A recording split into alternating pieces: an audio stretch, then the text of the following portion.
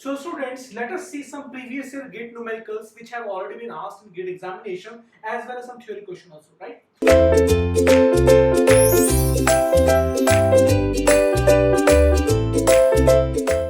Now this question is, it was asked in this year, that is GATE 2020, it was first shift, the morning shift, right? So the question was, a reinforced steel bar partially embedded in concrete is subjected to a tensile force P. Tensile force P. The figure that appropriately represents the distribution of the magnitude of the bond stress along the embedded length of the bar is. So this is the hatched portion. It actually shows the distribution of the uh, bond stress. So which of the following represents it? So for solving this numerical, we have two approaches. The first approach is the common sense approach. Common sense approach says that, for example, this is a reinforcement bar and this is concrete. If reinforcement bar is inside concrete and you are doing a pull-out test, the tensile test, which portion will have the highest, you can say, stress? You can yourself feel it. Even in the examination also, you can yourself feel it. I met with a few students who said that I could not solve this numerical, but in the examination also, they put a you can say a pen like this in their hand and they try to pull it out. So they could easily feel that this portion, that the portion which is outside, you can say outside the bar, outside the beam, had the highest stress, and this portion which was away from the force had the minimum stress, right? So even by the common sense also you can solve this problem. But let us say that you don't want to solve it just by flukes or by common sense. What you can do, I told you that the development length should be greater than or equal to phi into sigma st divided by 4 times of tau bd. Okay, let me take tau bd here, let me take LD here. So what will I get? I will get tau BD should be greater than or equal to phi into sigma ST divided by 4 times of LD. Simple. Now this is constant, this is constant, this is 0.87 Fy, this is also constant. So what is varying? Only LD is varying. I can say that tau BD is inversely proportional to LD. Simple. Tau BD is inversely proportional to LD. It means that as the value of tau BD is increasing, the value of stress is decreasing. It means that as the value of tau LD is increasing, the value of tau BD is decreasing. So this is the most appropriate answer. I hope that you have understood the concept. So this was asked in GATE 2020 in the first shift, the morning shift. So let us move to numerical number 2. In the other aspects of the other important aspects of designing, and let us see how that is solved. So students, let us see another numerical. So this numerical, it was asked in GATE 2004. GATE 2004. So I have seen a lot of numerical, GATE 2014. GATE 2014. So I have seen numericals from 2001 to 2020. I didn't like any numerical which was a bit tricky, but this question I really liked it. That's why I'm solving it here also, right? The question, it says that a rectangular beam of width B 230 mm and effective depth D as 450 mm is reinforced with 4 bars of 12 mm diameter. The grade of concrete is M20 and the grade of steel is Fe500. Given that for M20 grade of concrete, the ultimate shear strength is 0.36 Newton per mm square for percentage steel P 0.25. I told you that the ultimate shear strength is also known as the critical shear stress. That is not the maximum shear stress, that is the ultimate of the critical shear stress, right? I told you that the critical shear stress in concrete is dependent on two quantities. First one is the grade of concrete and second is the grade of steel.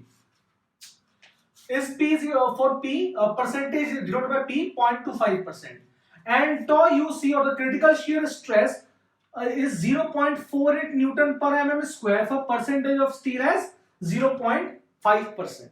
Clear?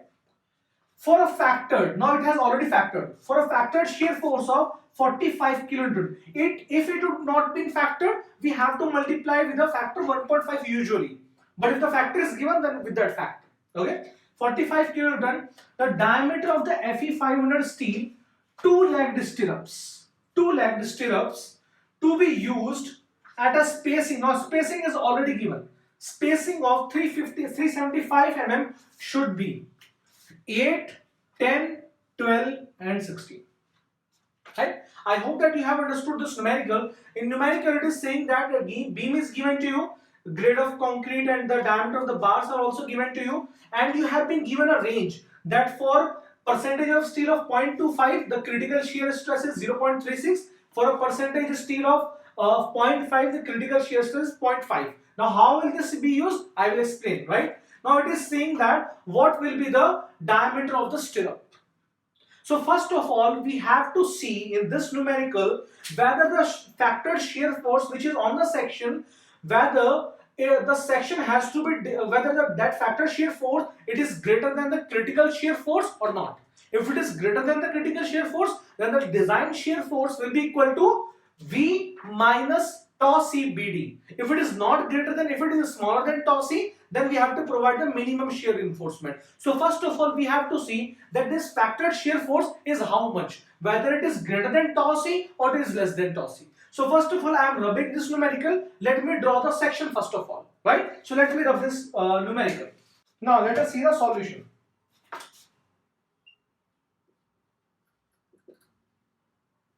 Okay, so let me draw a beam,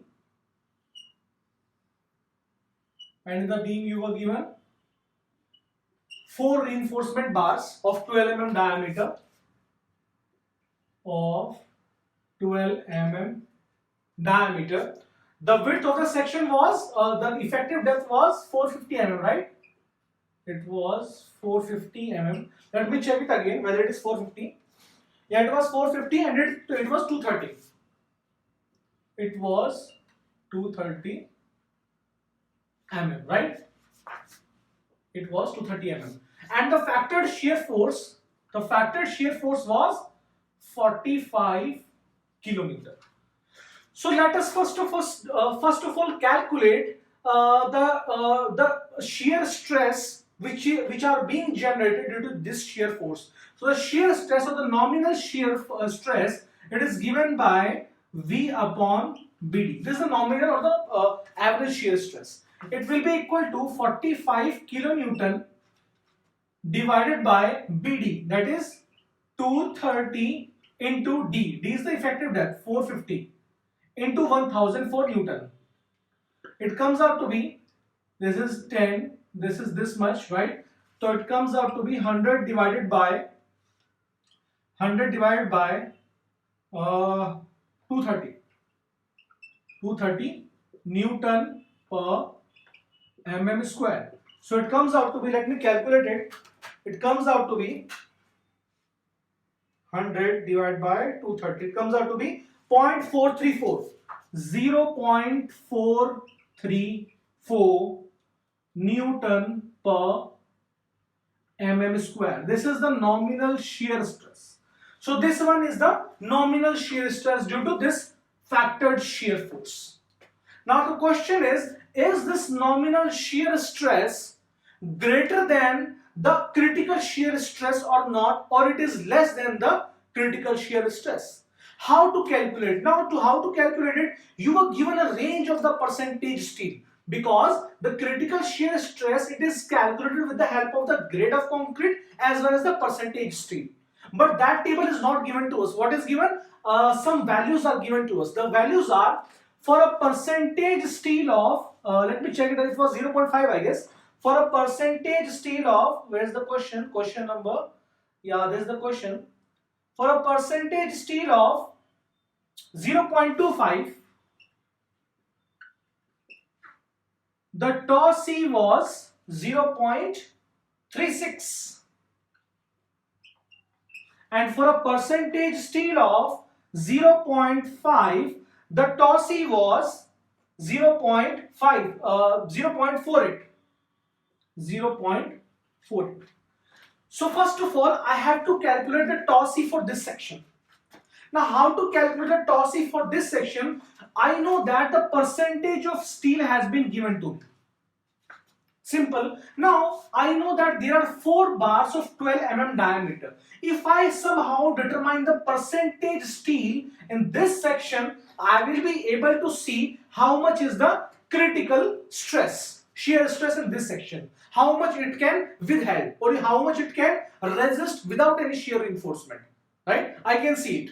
Now, let us see without any shear stirrups. Right? Now, let us see. This is 450 to 30. So percentage of tensile steel in this section will be equal to area of steel divided by BD. Right? This I have already told you in the limited state method.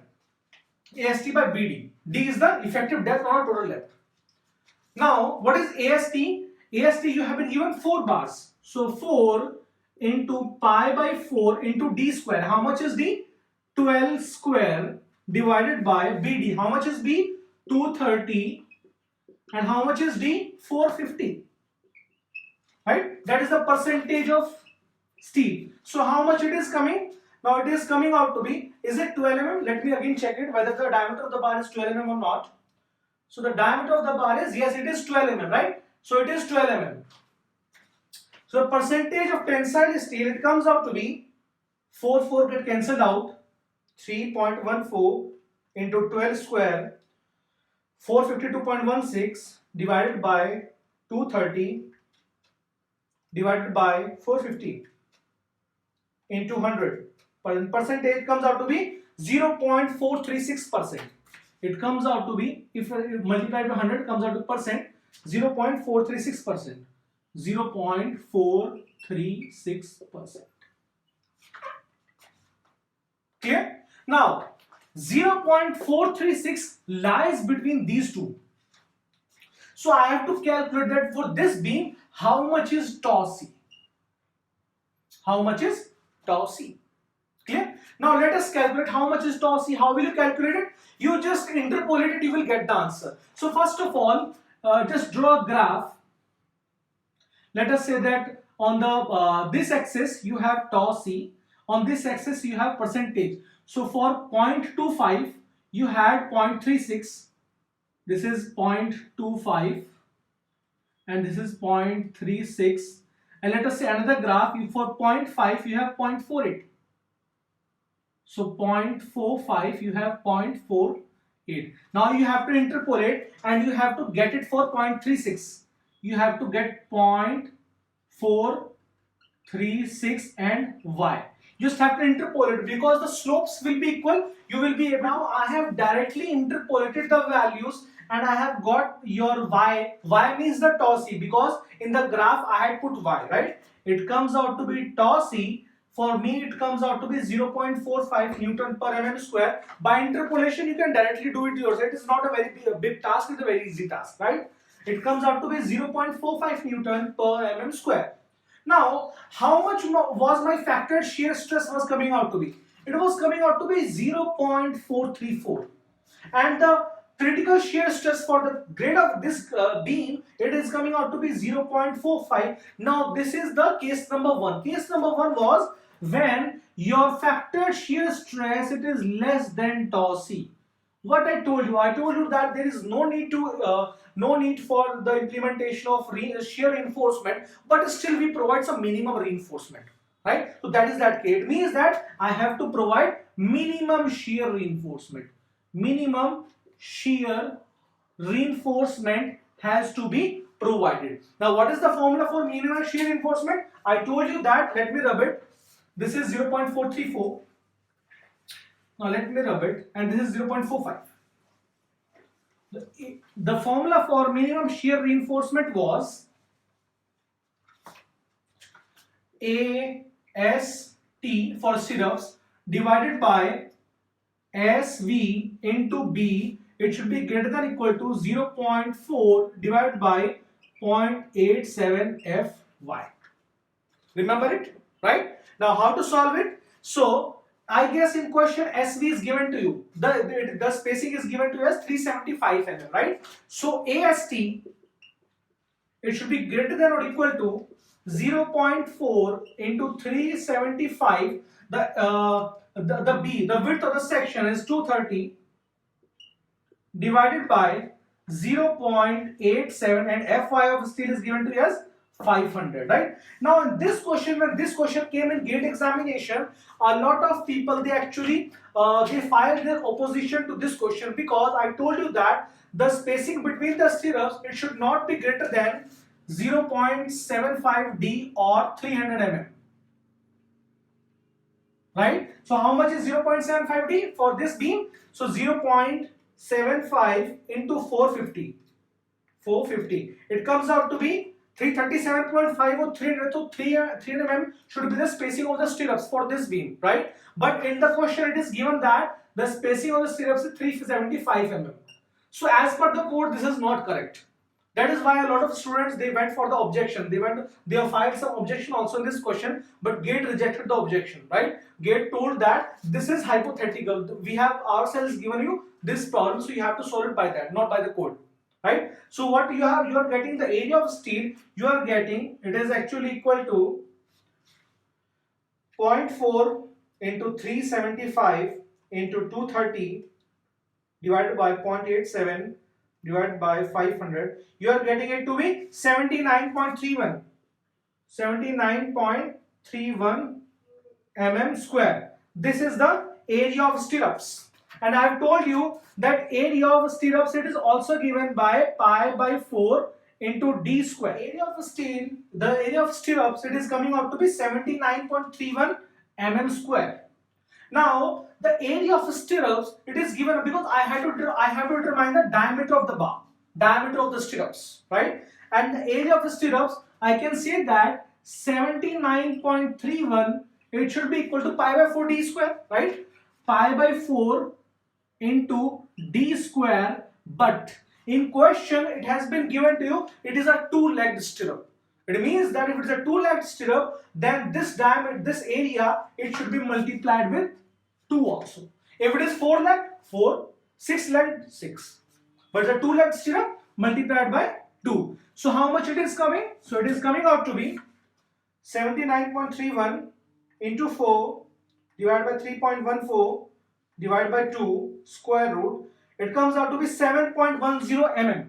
So diameter comes out to be nearly 7.10 mm. But in the options, there is no such option which is 7.10 mm. Diameter should be greater than or equal to 7.10. So which is the nearest number? The nearest number is 8 mm. So 8 mm is the right answer. I hope that you have understood this numerical, because this numerical, it was not very complicated, but obviously it had a lot of concepts, the interpolation concept, the Taussig concept. That is why I have chosen this numerical. So let's meet at the next video, next lecture, and I will explain you the the most probable numericals which I feel can be asked in examinations. Thank you.